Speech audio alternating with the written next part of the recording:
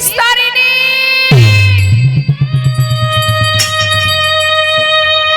দিনে দিনে চপল গোপালের কুষ্ঠ বাড়িতে লাগিল। নিস্তারিণী নিস্তারিণী বলে গোপাল কাঁদিতে লাগিল। কাছে নিস্তারিণী নিস্তারিণী, একটিবার নিচে নেমে এসো নিস্তারিণী। দেখো আমার সারা অঙ্গ সহ্য যন্ত্রণা। নিস্তারিণী একবার দেখে যা, আমার যে পিপাসা পেয়েছে, একটু জল দেবে নিস্তারিণী। রিবন চিৎকার করে ডাকছে, ভবানী মাকে ডাকছে, মা মা ভবানী, এ কোন পাপের সাজা তুমি আমায় দিলে? আজ কোথায় আমার জায়গা হলো? সারা জীবন যাদের সুখের জন্য আমি এই সুন্দর সংসার গড়েছি,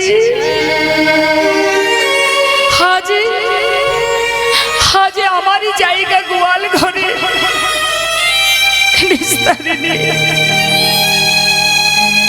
আজ সংসারের মধ্যে সবাই সুখে, কিন্তু গোপাল গোয়াল ঘরে বসে বসে কাঁদছে।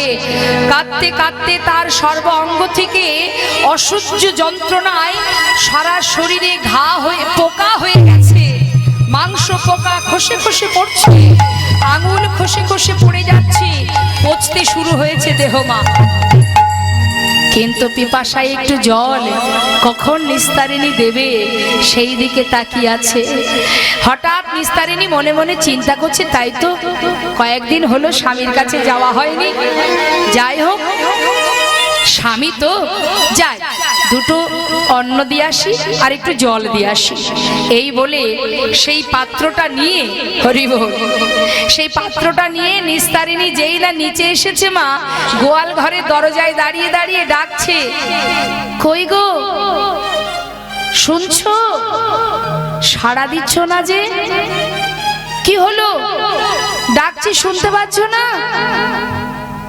মরে গেল নাকি? এই যে শুনছো, তোমার জন্য ভাত এনেছি, তোমার জন্য জল এনেছি, এই নাও খেয়ে নাও। কিন্তু সাড়া দেবে কি করে? তার যে আর উঠবার মতো শক্তি নেই মা। গোয়াল ঘরে শুয়ে পড়েছে, অসহ্য যন্ত্রণায় তার আর সাড়া নেই। মাংস খসে খসে পড়ছে শরীর থেকে। বারবার ডাকছে, স্বামী শুনতে পাচ্ছ? সাড়া পাচ্ছে না দেখে ভাবছে, বাবা তাহলে মনে হয় মরে গেছে। যাক, মরে গেছে যখন, অসহ্য যন্ত্রণা পাচ্ছিল, মরে গিয়ে নিজেও বাঁচলো, আমারও দায়িত্ব শেষ হয়ে গেল। হরিবল। কিন্তু শত হলেও স্বামী তো, শেষ কাজটা তো করতে হবে। কিন্তু এই কুষ্ঠের কথা যদি কেউ শোনে, গ্রামবাসীরা কেউ একে নিয়ে সৎকার করবে? কেউ ছবে না। কি করা যায়? না, গ্রামবাসীকে দিয়ে কাজ হবে না, আমাকে ডোম পাড়াতে যেতে হবে, ডোমদেরকে দিয়েই কাজটা করাতে হবে। তাই কি করেছেন মা নিস্তারিণী? সারাদিন ঘর থেকে না বেরিয়ে যেই না সন্ধ্যা হয়েছে, চারিদিকে একটু একটু করে অন্ধকার হচ্ছে, দেরি না করে একটা বড় করে ঘোমটা দিয়ে এবার গুটি গুটি পায়ে যাচ্ছে ডোম পাড়াতে। ডোম পাড়ায় গিয়ে, ডোম পাড়াতে দুজন ব্যক্তি আছে যারা মরা পোড়ানোর কাজ করে। তাদের ঘরের সামনে গিয়ে ডাকছে নিস্তারিণী।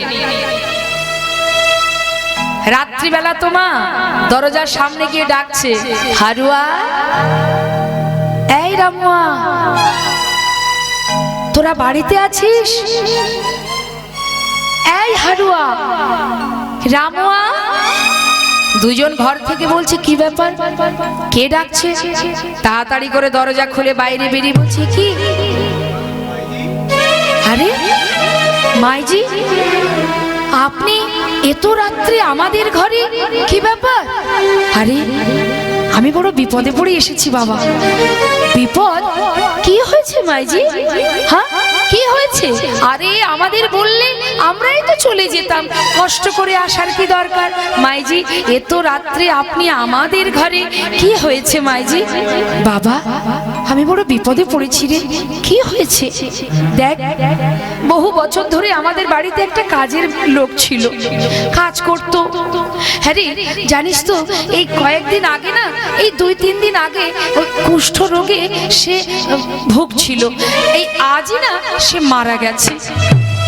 তা দেখ বাবা, যতই হোক কাজের লোক হলেও এতগুলো বছর আমার বাড়িতে ছিল, আমার তো একটা দায়িত্ব থাকে তাই না? তা জানা বাবা, তাই তো এত রাত্রে তোদের কাছে এলাম।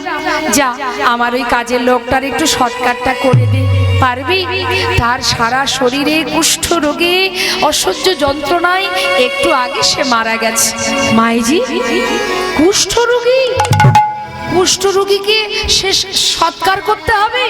মাইজি আমরা না হয় নিচু জাতি, আমরা না হয় দিনহীন কাঙাল, কিন্তু কুষ্ঠ রোগী মাইজি পারবো না। ওই ব্যাধি, ওই কুষ্ঠ যদি আমাদের হয় মাইজি পারবো না। মাইজি দেখ বাবা, তোরা ছাড়া কে করবে বল? আচ্ছা শোন, একটা কাজ করি, বলি কি, তোরা যদি এই আমার এত বড় কাজটা করে দিস না, আমি তোদের একটা এই দেখ, এই যে সুন্দর সোনার হারটা আছে আমার, এটা তোরা নিয়ে নে। এই সোনার হারটা আমি তোদের দিলাম, কেমন?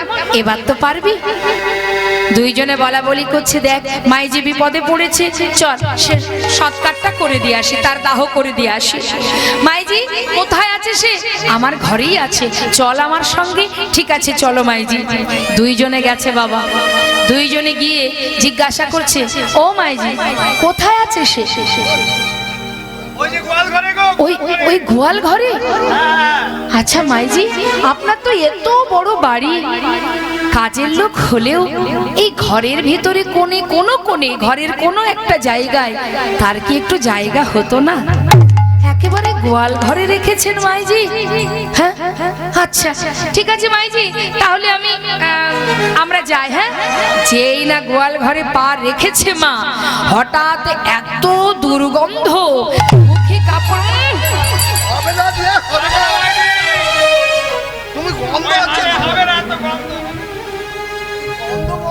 ও মাইজি আমরা পারবো না, এত দুর্গন্ধ কি করে নিয়ে যাব? পারবো না মাইজি। দেখ তোরা না করলে কে করবে বল? জানা বাবা, যা। কিরে কি করবি? যাবি? ও মাইজি একটা শর্ত আছে, এত পচা দুর্গন্ধ তাকে যদি দাহ করতে হয়, আপনার ওই শুধু হারে আমাদের হবে না, হাতে যে আংটিটা আছে ওটাও আমাদের দিয়ে দিন। ঠিক আছে বাবা, এই নে এই আংটিটাও তোদের দিয়ে দিলাম, যা। হ্যাঁ হ্যাঁ যা, এবার অন্তত কাজটা করে দে। এই রামুয়া, ওরে নেব কি করে? সারা অঙ্গ থেকে মাংস খসে খসে পড়ছে, ওকে তো কাঁধে করে নিয়ে যাওয়া যাবে না। এক কাজ কর, ওর হাত আর পা ভালো করে বাঁধ, বেঁধে একটা বাঁশ দিয়ে ওই হাত আর পায়ের মাঝখান দিয়ে নিয়ে দুই দিকে দুইজন ধরবো আর নিয়ে চলে যাবো। ভালো করে গোপালকে বেঁধে বাঁশের মধ্যে করে গেঁথে নিয়ে কাঁধে করে তুলে যাচ্ছে, আর রাত্রে বেলায় বলছে, বলো হরি বলো হরি বলো হরি বলো হরি বলো হরি হরি বল। শ্মশানে এসে উপস্থিত, চিতা সাজানো হলো মা। গোপালকে চিতার উপরে রেখে যেই না আগুন জ্বালিয়েছে, চিৎকার করে সেই আগুনের তাপ যখনই গোপালের অঙ্গে লেগেছে, গোপাল বলে উঠলে, আমি মরি না।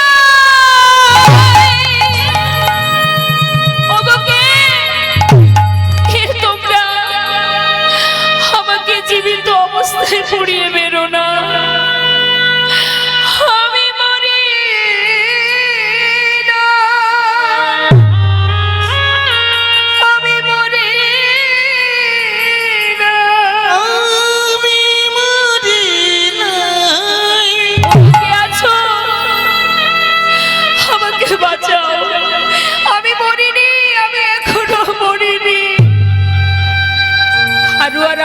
করছে?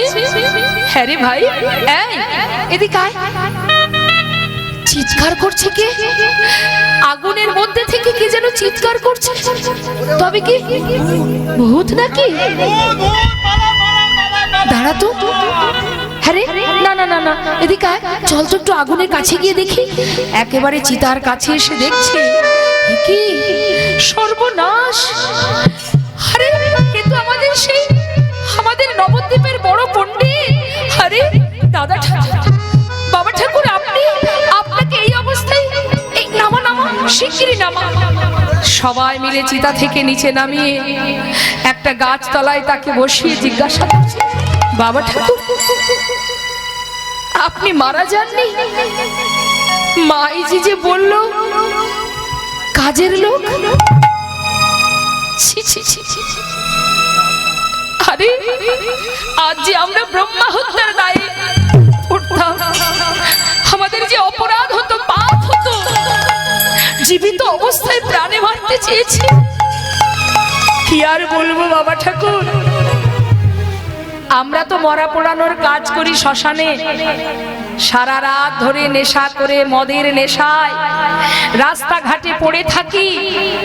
ঘরে ফিরতে দেরি দেখে আমাদের স্ত্রী যারা, তারা হাতে লণ্ঠন নিয়ে আমাদেরকে খুঁজতে আসে। আর আপনি সারা জীবন যে সংসারের জন্য এত কিছু করেছেন, আর আপনার স্ত্রী মা মাইজি আমাদেরকে সোনার হার, সোনার আংটি দিয়ে বললেন যে তার বাড়ির কাজের লোক মারা গেছে। এই আপনাদের কেমন কেমন সম্পর্ক? কই দেখি একবার হাতটা দেখাতো। যেই না দেখিয়েছে, গোপাল বলছো, জানিস হারুয়া, এই সোনার হারটা আমি অনেক কষ্ট করে তৈরি করেছিলাম আমার নিস্তারিণীর জন্য। কিন্তু আমি তো সেদিন বুঝতে পারিনি যে যে সোনার হার আমি আমার স্ত্রীকে পরিয়েছি, একদিন এই সোনার হার আমার শ্মশান যাত্রী হবে। আমি বুঝতে পারিনি। কিন্তু বাবা ঠাকুর, আপনার যা শরীরের অবস্থা, মায়ের কাছ থেকে আমরা আংটি নিয়েছি, হার নিয়েছি, হ্যাঁ, তাই আপনাকে আর ঘরে ফিরাতে পারবো না। আপনি এই গাছতলায় বসে থাকুন, যদি তার কৃপা হয় আপনি সুস্থ হয়ে ঘরে ফিরবেন, আর যদি তার কৃপা না হয় আমরা প্রতিদিন একবার এসে আপনাকে দেখে যাব। যখন মারা যাবেন আপনার শেষ কাজটা করে দিয়েই যাব। নিতাই গৌর হরি বল। সবাই চলে গেল, দুইজন হারুয়া রামুয়া তারাও চলে গেল। শ্মশানে মধ্যরাত্রে একা একা বসে বসে গোপাল কাঁদছে। কে আছে তার জীবনে আর মা? আর তো কেউ নেই। একা একা শ্মশানে গাছের গোড়ায় বসে, শ্মশানে বসে বসে চিৎকার করে বলে উঠলেন, আমার কেউ নেই, কেউ নেই, আমার কেউ নেই। চিৎকার করে কাঁদছে। কোন অপরাধ আমার, কোন অপরাধে আজ আমার এমন অবস্থা? কি পাপ করেছি আমি? একবার বলে দাও, কোন পাপে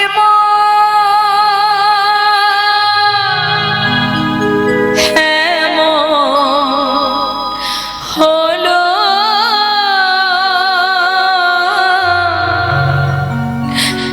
বলো দয়াময়,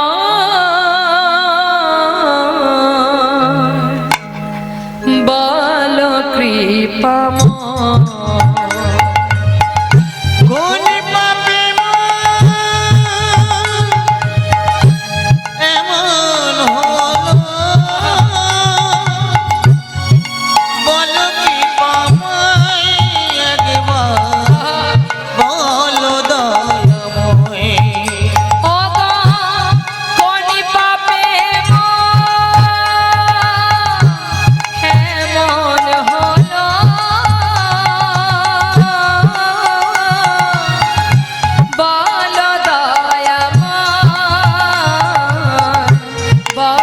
কৃপাময় জীবনটা মোমের বাতি পুড়ে হলো আজ পুড়ে হলো জীবনটা মোমের বাতি পুড়ে হলো মনে রে পুড়ে হলো আমি কেঁদে কেঁদে বলবো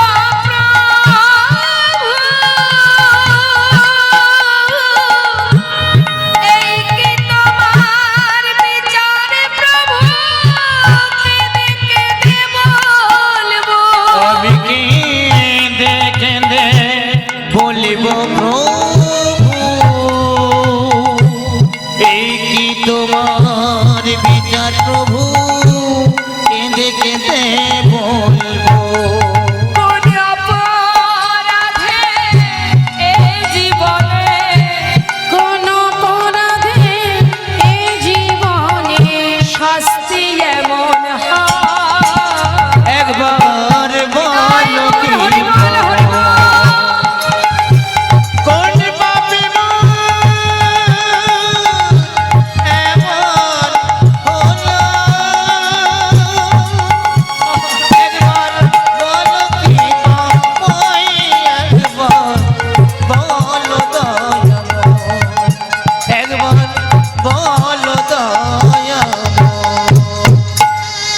সারা রাত কাঁদতে কাঁদতে যখন একটু ভোর হয়েছে বাবা নবদ্বীপের বৈষ্ণবগণ তারা ভোর হতে না হতেই গঙ্গার ঘাটে আসছে স্নান করতে তার মধ্যে এক বৈষ্ণব যার নাম লোচন দাস ঠাকুর তিনিও আসছেন আর তাকে আসতে আসতে হঠাৎ তিনি শুনতে পেলেন কে যেন ওই শ্মশান ঘাটে ওই গাছের গোড়ায় বসে কে যেন বলছে আমার কেউ না কেউ নাই আমার কেউ নাই লোচন দাস ঠাকুর এক পা দুপা করে তার কাছে গিয়ে জিজ্ঞাসা করছে কে রে তুই এই শ্মশান ঘাটে গাছের তলায় বসে কেউ নাই বলছিস কে তুই নাম কি তোর আমার নাম গোপাল চক্রবর্তী গোপাল তোর এখনো অবস্থা কি করে হলো বস আমি অপরাধ করেছি কোন অপরাধের কারণে আজ আমার এখনো দশা আজ যে সবাই আমাকে শ্মশানে জীবিত অবস্থায় পুড়িয়ে মারতে চাইছে এই শ্মশান ঘাটে ফেলে রেখে সবাই চলে গেছে বৈষ্ণব জানো বৈষ্ণব আজ এখানে আমার আর কেউ নেই পিপাসায় কণ্ঠ শুকিয়ে যাচ্ছে একটু জল দেবে বৈষ্ণব দাঁড়া বস আমি আসছি ধীরে ধীরে গঙ্গার জলে নেমে নিজের বসনটা ভিজিয়ে গোপালের কাছে এসে বলছে গোপাল মুখটা খোল হা কর যেই না হা করেছে নিজের বসনটা নিংড়ে তার বদনে গঙ্গার জল দিলেন তাই গৌর হরি বল গোপাল বলে উঠলেন জানো বৈষ্ণব আজ দেখো এই যে আমার দুটি হাত এই হাত দিয়ে আমি কত কুকর্ম করেছি জানো বৈষ্ণবকে নিন্দা করেছি বৈষ্ণবের অঙ্গে প্রহার করেছি তার শিখা কেটে দিয়েছি গলার মালা ছিঁড়ে দিয়েছি আর আজ সেই বৈষ্ণবের হাতের জল পান করে আমার তৃষ্ণা নিবারণ হলো আমি কি অপরাধ করলাম বৈষ্ণব তুমি বলতে পারো আমার এই কুষ্ঠ আমার এই ব্যাধি আমি কার কাছে সারাতে পারবো হরে গোপাল তোর এই ব্যাধি সারানোর মতো কোনো ঔষধ নেই রে এটা যে বৈষ্ণব চরণে অপরাধ করলে তবেই এই সাজা পাওয়া যায় একবার ভেবে দেখ না কোনোদিন কোনো বৈষ্ণব চরণে তুই অপরাধ করেছিস কিনা গোপাল হায় রে গোপাল, তুই এ কি করলি? তোর এই ব্যাধি সারানোর মতো একজন আছে নবদ্বীপে। কে সে? কেন চিনিস না তাকে? জগন্নাথ মিশ্রের পুত্র নিমাই মিশ্র। নিমাই নিমাই কি করে সারাতে পারবে? নিমার দ্বারা কি করে সম্ভব? ওরে ওরে গোপাল, তুই জলে বাস করে তোর পিয়াস গেল না? তুই নবদ্বীপে বাস করে তুই তাকে চিনতে পারলি না গোপাল? এ তুই কি করলি? তুই কি জানিস না গোপাল, সে যে অবতার গোরায় অবতার। গোপাল কেন না চিনিলি তারে?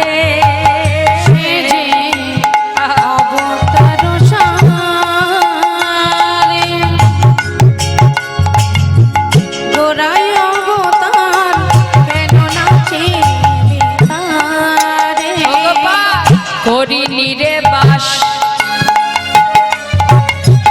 গেল না পিয়া আপন কর্ম ফেরে।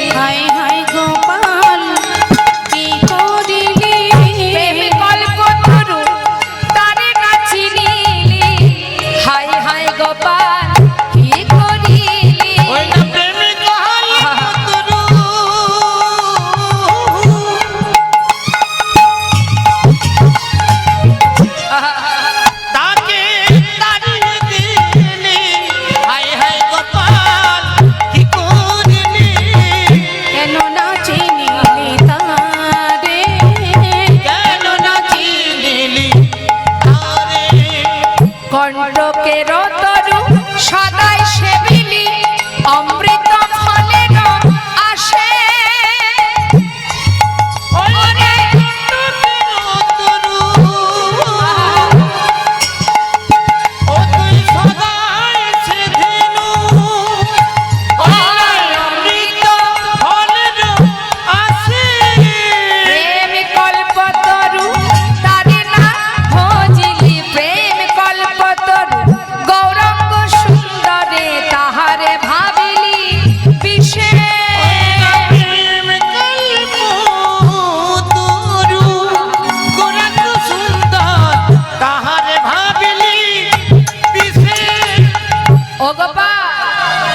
কণ্টকেরও তরু সদাই সেবিলি অমৃত ফলেরও আসে।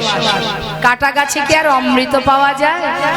প্রেম কল্পতরু গৌরাঙ্গ সুন্দরে তাহারে ভাবিলি বিশেষ। হায় হায় গোপাল কি করিলি? হায় হায় গোপাল কি করিলি? প্রেম কল্পতরু তারে না চিনিলি। হায় হায় গোপাল তুই কি করিলি? প্রেম কল্পতরু তারে না চিনিলি। হায় হায় গোপাল কি করিলি? ও গোপাল আরো বলি শোন, সৌরভের আসে পলাশ সুখিলি। ও তোর নাশাতে পশিল কি? সৌরভের আসে পলাশ সুখিলি নাশাতে পশিল কি? আবার ইক্ষুদণ্ড ভাবি কাট চুষিলি।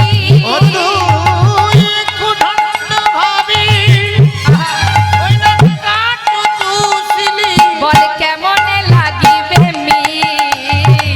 কেমনে লাগিবে মি?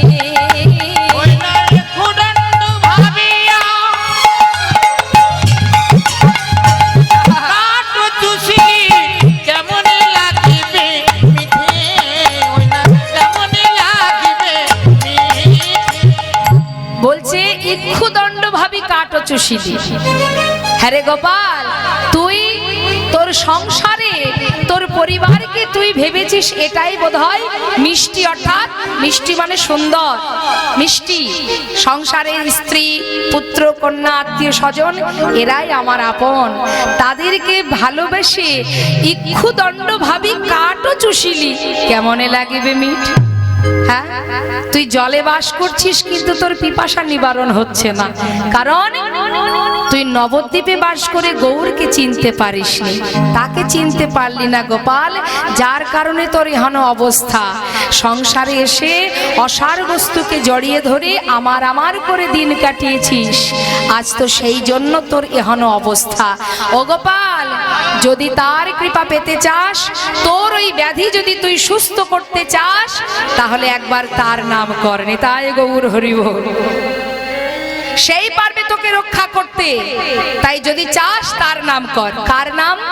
ওই যে বললাম নদিয়ার চাঁদ গৌর সুন্দর, বল আমার সাথে, গৌর গৌর গৌর গৌর গৌর গৌর গৌর হ্যাঁ, গৌর গৌর গৌর গৌর গৌর গৌর গৌর গৌর গৌর গৌর গৌর গৌর হ্যাঁ। গৌর গৌর গৌর গৌর গৌর গৌর গৌর হে।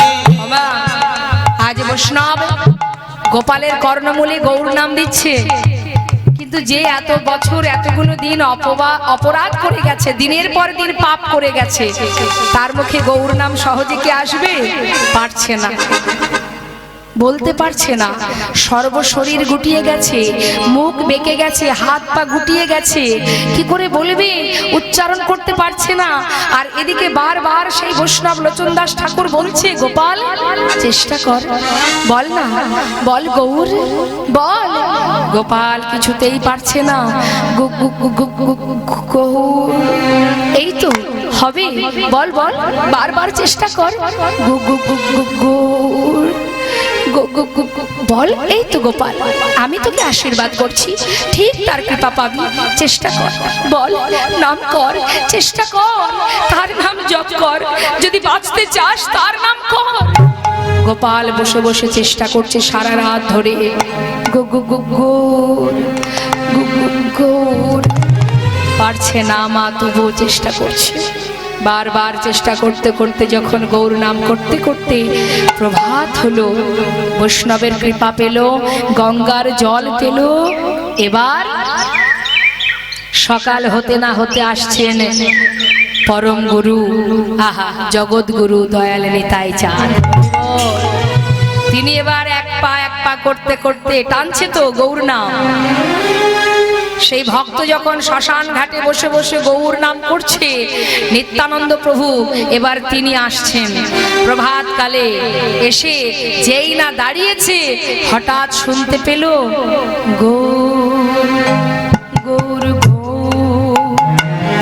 গৌর গৌর গৌর গৌর হ্যাঁ, গৌর গৌর গৌর গৌর গৌর গৌর গৌর হ্যাঁ।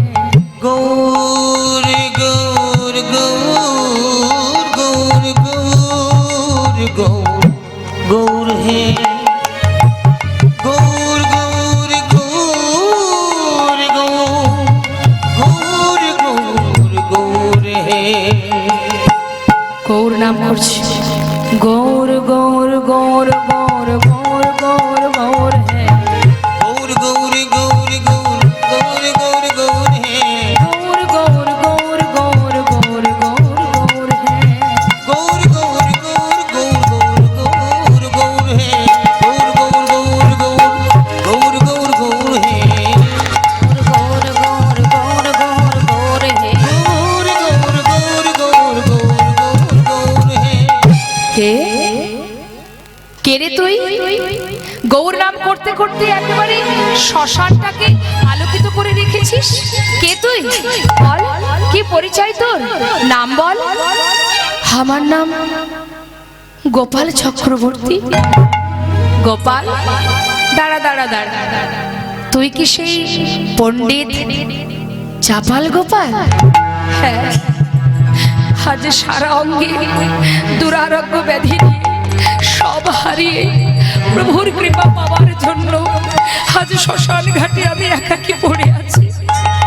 আমায় কৃপা করো ঠাকুর, কৃপা করো। গোপাল, নেশার ঘরে কুকর্ম করেছিলি, মনে আছে সেদিনের কথা? ও গোপাল, আরে জানিস গোপাল, তুই যে নেশা করেছিলি না, যে সুরা পান করেছিলি, ওর নেশা বেশি দিন থাকে না, বেশিক্ষণ থাকে না। কিন্তু জানিস গোপাল, তোর মতো নেশা আমিও করিনি, তাই গৌর হরি বল। কিন্তু গোপাল রে, তুই যে সুরা পান করিস কয়েক ঘন্টা নেশা থাকে, আর আমি যে সুরা পান করি সে তার নেশা জনম জনম থাকেনি, তাই গৌর হরি বল। গোপাল বলছে সে আবার কি সুরা, সেটা আবার কি সুরা? কি গো মা, এই জগতের যারা নেশা করে সে নেশা বেশিক্ষণ থাকে? কতক্ষণ থাকে? 5 ঘন্টা, 10 ঘন্টা, 12 ঘন্টা। ঠিক বললাম না বেশি বললাম? কিন্তু নিত্যানন্দ প্রভু বলছেন আমরাও সুরা পান করি, তবে এই সুরার নেশা জনম জনম থাকে। গোপাল বলছে তাহলে সেটা কি? আমি তাহলে সেই সুরা পান করব, বলে দাও সে সুরাটা কি? তবে শোন, আমি করি সুরা পান, আমি করি সুরা পান, আমি করি সোনা পান।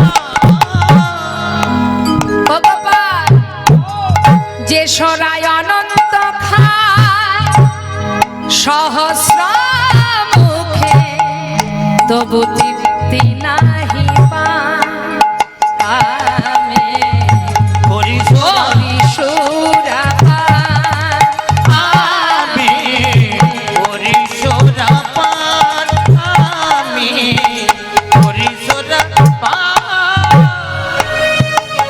সে সরা ভোলানাথ খায়,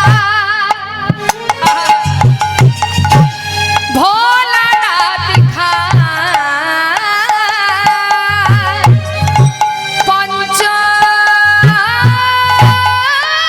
পঞ্চমুখে।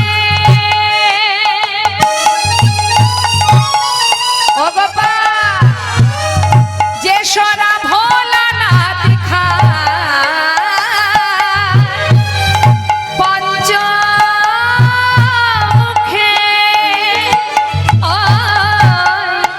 গৌরী লয়ে ভোলানাথ খায়, ওই না পঞ্চমুখী, আবার গৌরী লয়ে আবার নারদ খায় বিনা লয়ে, নারদ খায় হরিবল হরিবল, লয়ে, আবার নারদ খায় বিনা লয়ে, নারদ খায় বিনা লয়ে। ওরে অবিরত অবিরাম অবিরাম, ওই সুরা আমি করি সোনা পান, আমি করি সোনা পান। গোপাল, সেই সুরা পান করবি? হ্যাঁ, যদি পান করতে চাস তবে আমার সঙ্গে দুবাহু তুলে বল, সবাই মিলে বলবো আমরা, সবাই একসঙ্গে। কি বলছি? গৌর গৌর গৌর গৌর গৌর গৌর গৌর হে, গৌর গৌর গৌর গৌর গৌর গৌর গৌর হে, গৌর গৌর গৌর গৌর গৌর গৌর গৌর হে, গৌর গৌর গৌর গৌর গৌর গৌর গৌর গৌর গৌর গৌর গৌর গৌর হে, গৌর গৌর গৌর গৌর গৌর গৌর হে, আজ গৌর গৌর গৌর গৌর গৌর গৌর গৌর হে। বল, এই নাম কর, গৌর নাম জপ কর। যেই না বলেছে মা, গোপাল আর কি দেরি করে, শুরু করে দিল গৌর নাম জপ করা। নিত্যানন্দ প্রভু আশীর্বাদ করে বললেন আমি তো আশীর্বাদ করলাম, একদিন তার কৃপা তুই পাবি পাবি। হরি বল হরি বল। কয়জনের আশীর্বাদ পেল? বৈষ্ণবের কৃপা হলো, নিত্যানন্দ প্রভুর কৃপা হলো, গঙ্গার জল পেল। ওমা, এবার কি আর গৌরহরি দূরে থাকতে পারবে? আশ্রয় তত্ত্ব নিত্যানন্দ প্রভুর আশীর্বাদ যখন পেয়ে গেছে, আশ্রয় করলেই তো বিষয় পাওয়া যাবে। গোপাল আমার গৌর নাম জপ করছে, আর এদিকে গৌরহরি আমার প্রভাত হতে না হতেই ওই যে নাম করছে, সেই নামের টানে ধীরে ধীরে এবার তার দিকে আসছে।